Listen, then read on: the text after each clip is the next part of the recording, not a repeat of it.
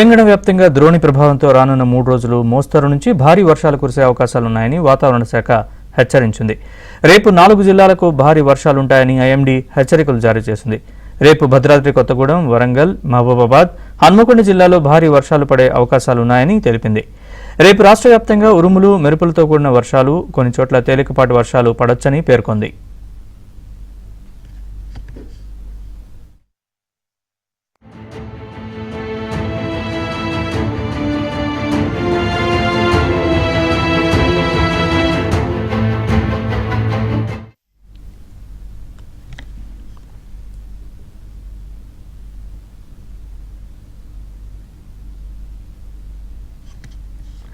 తెలంగాణ వ్యాప్తంగా ద్రోణి ప్రభావంతో రానున్న 3 రోజులు మోస్తరు నుంచి భారీ వర్షాలు కురిసే అవకాశాలున్నాయని వాతావరణ శాఖ హెచ్చరించింది.